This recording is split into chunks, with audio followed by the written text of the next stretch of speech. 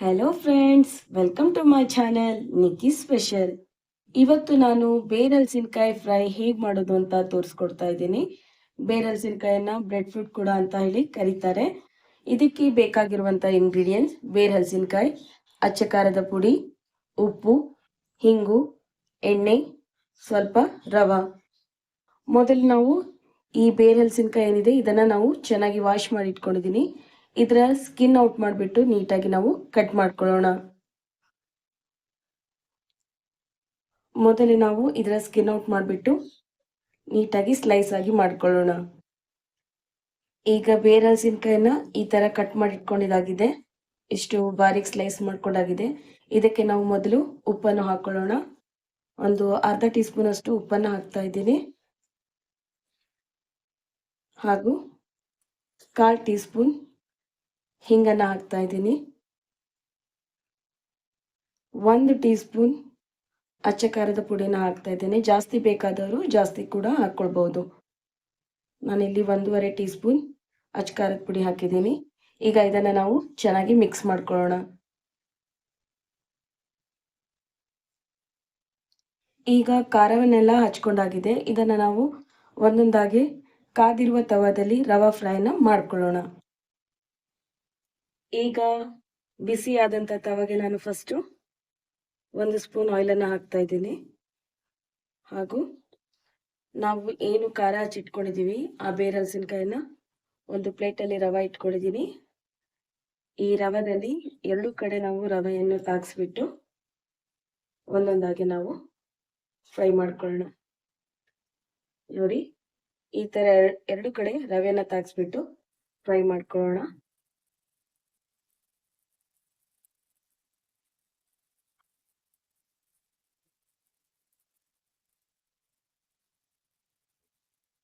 ಒಂದೊಂದಾಗಿ ಇಡ್ತಾ ಇದ್ದೀನಿ.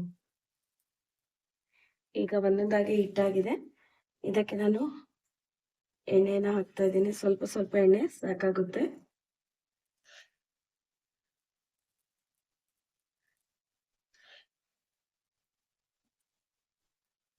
ಇದು ಒಂದು ಮಗ್ಲು ಚೆನ್ನಾಗಿ ಬೆಂದ ನಂತರ ಇನ್ನೊಂದು ಮಗ್ಲನ್ನ ನಾವು ತಿರುವಿ ಹಾಕೊಳ್ಳೋಣ. ಈಗ ಇದನ್ನ ಇನ್ನೊಂದು ಮಗ್ಲು ತಿರುವಿ ಹಾಕೊಳ್ತಾ ಇದ್ದೀನಿ. ಒಂದೊಂದಾಗಿ ನಿಧಾನಕ್ಕೆ ನಾವು ತಿರುವಿ ಹಾಕೊಳ್ಳೋಣ. ಇದು ಬೇಗ ಬೆಂದು ಬಿಡುತ್ತೆ.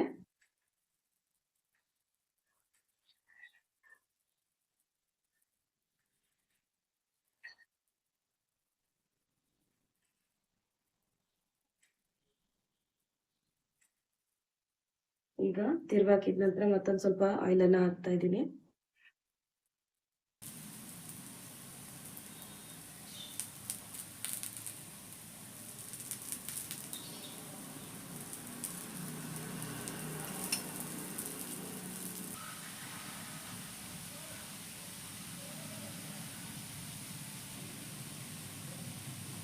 ಈಗ ಫ್ರೈ ಚೆನ್ನಾಗಿ ಬೆಂದಿದೆ. ನೋಡಿ ಎಷ್ಟು ಈಸಿಯಾಗಿ ನಾವು ನೈಫ್ ಹಾಕಿದ್ರು ಕೂಡ ಈಸಿಯಾಗಿ ಒಳಗಡೆ ಹೋಗ್ತಾ ಇದೆ. ಈಗ ಇದನ್ನು ನಾವು ಒಂದು ಪ್ಲೇಟಲ್ಲಿ ತೆಗೆದುಕೊಳ್ಳೋಣ.